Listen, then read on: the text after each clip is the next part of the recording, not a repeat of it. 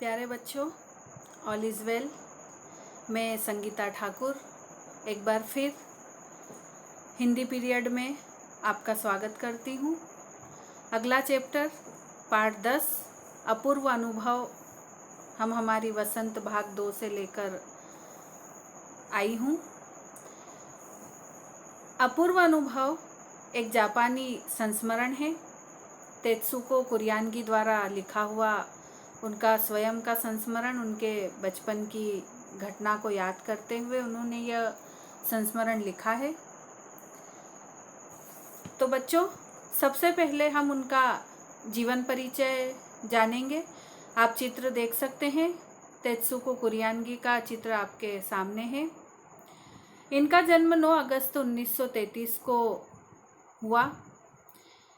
एक जापानी अभिनेत्री, आवाज़ की अभिनेत्री और world wide for nature fund की सलाहकार और सद्भावना राजदूत के लिए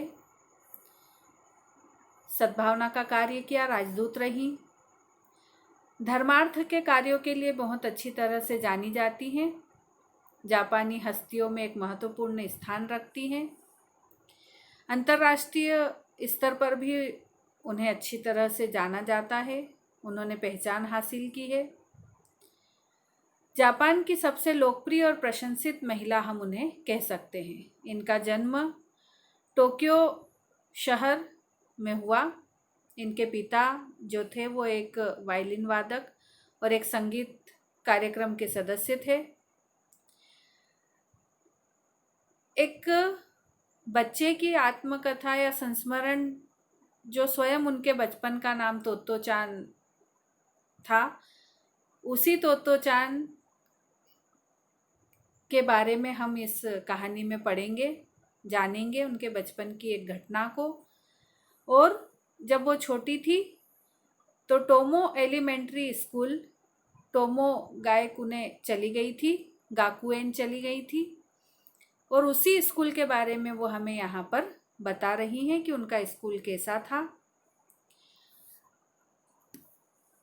सबसे पहले हम इस पार्ट का माइंड मैप देखें कि हम इसमें क्या क्या पढ़ेंगे। तो इसमें हम कुछ नए शब्दों को पढ़ेंगे, संख्यावाची शब्द पढ़ेंगे। जैसे द्विशाखा की बात आप पढ़ेंगे कि पेड़ की द्विशाखा है, मतलब पेड़ की दोनों शाखाएं इस प्रकार से जो निकली होती है वो द्विशाखा होती है ना। तिपाही सीढ़ी पढ़ेंगे जिसके 3 स्टैंड होते हैं, गिरने का डर नहीं होता। रोमांच से भरपूर स्टोरी है। इसमें हम जापानी नाम जैसे तोत्तो चान, तेत्सुको कुरियानगी है ना, यासुकी चान, ऐसे जापानी नाम पढ़ेंगे। और चूंकि संस्मरण है, लेखिका का अनुभव है, इसमें हम ये भी इसमें पढ़ेंगे। तो चलिए बच्चों, हम पाठ को शुरू करते हैं। लेखिका ने अपने बचपन की एक घटना को, जब वो स्कूल में पढ़ती थी तब के वाक्य या तब का अनुभव हमारे साथ शेयर किया है। तेत्सुको कुरियानगी, जिनके बचपन का नाम तोत्तो चान था, वो जिस स्कूल में पढ़ती थी उनका एक अनोखा स्कूल था, हमारे स्कूल की तरह नहीं था। उनका जो स्कूल था वो रेल के डिब्बों में उनकी कक्षाएं लगती थी। चलती हुई ट्रेन नहीं होती थी, वो रेल नहीं होती थी, वो जैसे जो ट्रेनें चलने के लायक नहीं होती थी उसमें उनके क्लासरूम बनाए गए थे, जंगल जैसे में खड़ा करके। बड़ी बड़ी मोटी जड़ों वाले जो पेड़ थे वो उस स्कूल का मेन गेट थे, द्वार थे। ठीक, रेल के डिब्बे उनके क्लासरूम थे। बच्चों के लिए कोई वहाँ पर नियम ज़्यादा नहीं थे, बच्चे खेलते कूदते हुए उस शाला में पढ़ते थे। यहाँ एक अनोखी बात यह भी थी कि शाला के हर बच्चे को, स्कूल के हर बच्चे को एक स्कूल की तरफ से पेड़ दिया गया था और वो पेड़ उस बच्चे के नाम से उसको दिया गया था। तो ऐसे ही तोत्तो चान का भी एक पेड़ था स्कूल की ओर से। हर बच्चा छुट्टी के समय या जब भी समय मिलता था अपने पेड़ पर चढ़ता था, खेलता था, मस्ती करता था। तो ऐसे ही तोतो चान का भी एक पेड़ था, लेकिन उसी के साथ पढ़ने वाला उसका मित्र यासुकी चान, जो कि पोलियोग्रस्त था। उसका एक पैर और एक हाथ पोलियो से ग्रसित था, मतलब वो अपाहिज था, है ना। पोलियो के कारण उसके हाथ पैर हमारी तरह सक्षम नहीं थे, मजबूत नहीं थे, तो उसको पेड़ नहीं दिया गया था। अब चूंकि वो दूसरे बच्चों को देखता था तो उसकी भी बहुत इच्छा होती थी कि उसका भी कोई ऐसा पेड़ हो या वो भी किसी पेड़ पर चढ़े। तो तोतो चान अपने मित्र की, अपने फ्रेंड की इस बात को मन ही मन में समझती है और उसको अपने पेड़ पर चढ़ाने का प्रयास करती है। तो चलिए हम इस कहानी को विस्तार से पढ़ते हैं। प्रस्तुत कहानी तोतो चान और यासुकी चान नाम के दो बच्चों से शुरू होती है। तोतो चान यासुकी चान को अपने पेड़ पर आमंत्रित करती है, उसको बुलाती है कि तुम मेरे पेड़ पर आ सकते हो, परंतु उन्होंने इस बात की जानकारी अपने माता पिता को नहीं दी, क्योंकि वो जानते थे कि यदि उन्हें बताया गया तो वे उन दोनों बच्चों को ऐसा हरगिज नहीं करने देंगे और उसकी अनुमति भी वो कभी उन दोनों को नहीं देंगे। तो वे दोनों स्कूल के बाद तय करते हैं कि स्कूल के बाहर जो मैदान है वहाँ पर हम मिलेंगे और उस पेड़ के पास मिलते हैं जो पेड़ तोतो चान का है। तोतो चान ने भी अपने घर पर डांट पड़ने के डर से अपने माता पिता को कुछ नहीं बताया था।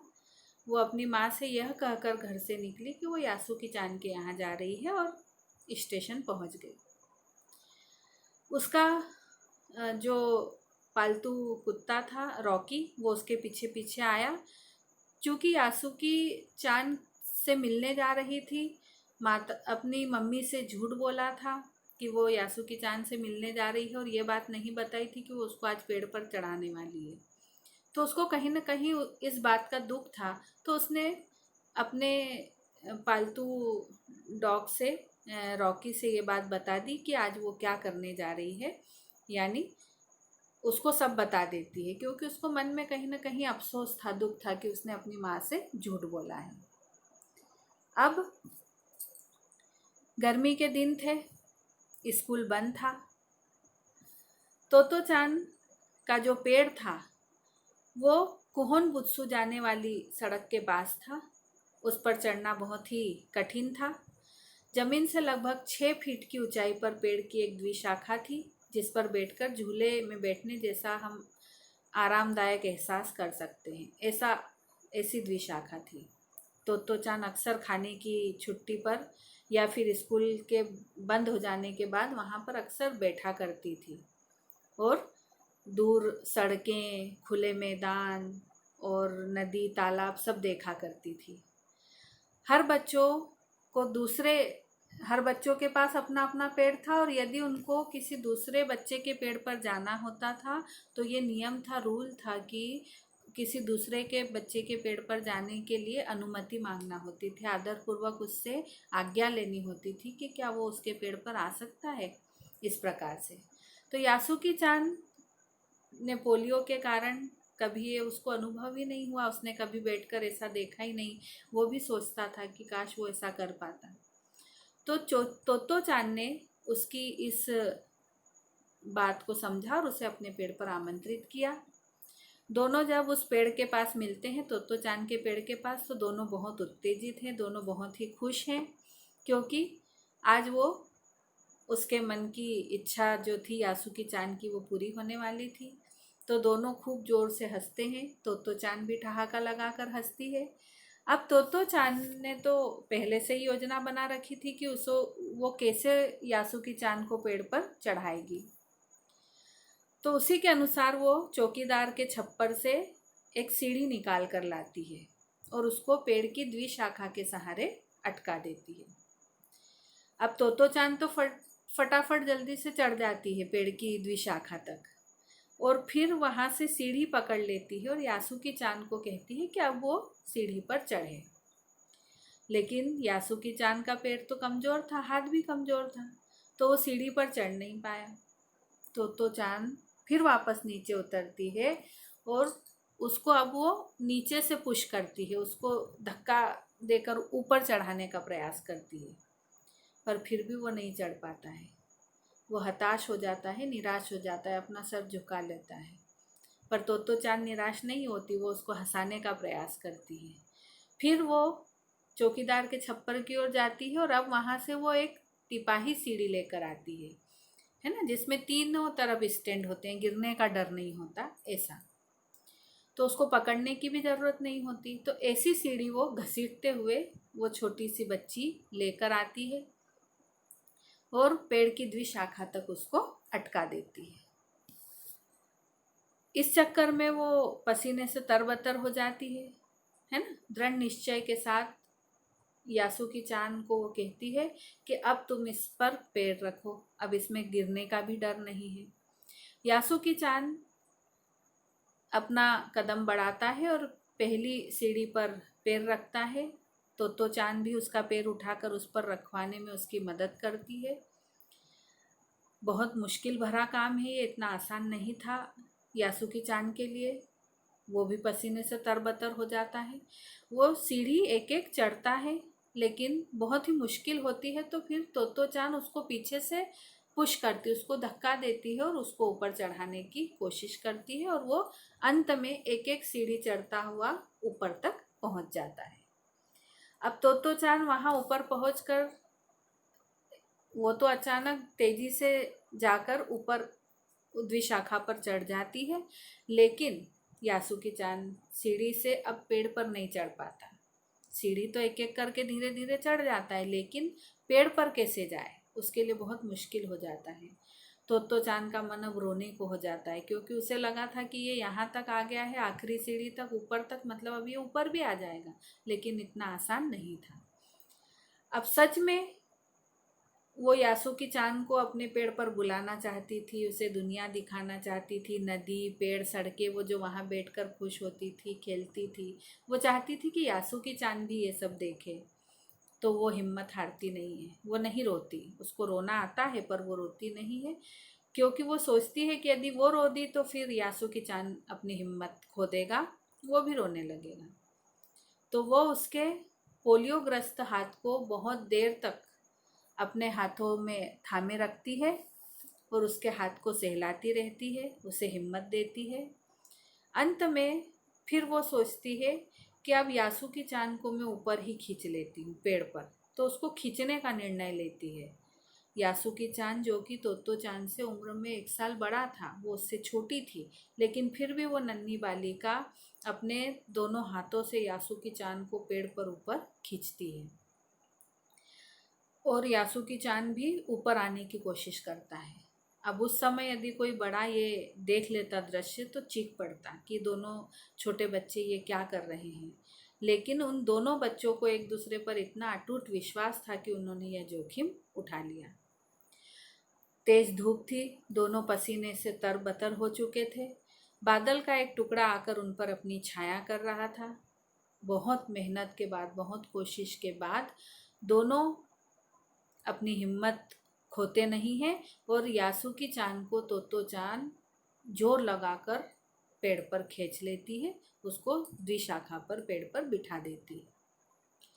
अब दोनों आमने सामने बैठे हैं, दोनों बहुत खुश होते हैं।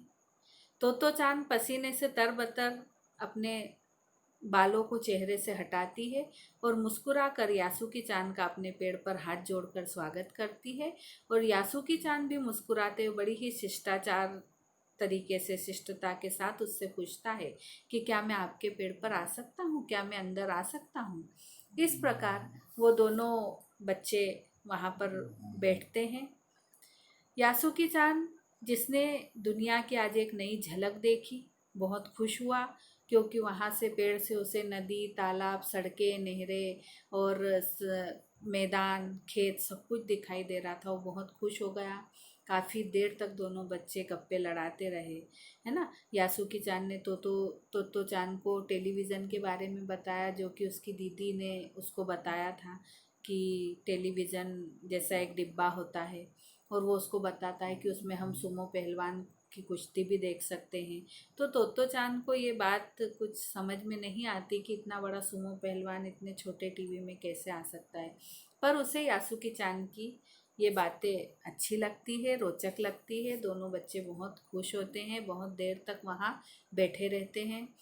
अब पेड़ भी जैसे उनके लिए गीत गा रहे हैं, प्रकृति भी उनकी इस खुशी में शामिल हो जाती है बच्चों की। और यासुकी चान को इस बात का कहीं ना कहीं ये एहसास हो रहा था कि पेड़ पर चढ़ने का और पेड़ पर चढ़कर दुनिया को की सुंदरता को देखने का उसके पास ये पहला और आखिरी मौका है।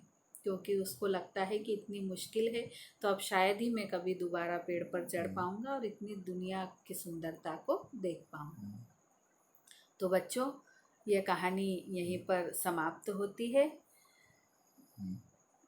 इस कहानी से हमें यह शिक्षा मिलती है कि सबसे पहले तो हमें अपनी हिम्मत नहीं हारनी चाहिए। हमने जो मन में ठान लिया वो यदि हम चाहें तो हम उसे करके ही मानते हैं या करके ही रहते हैं।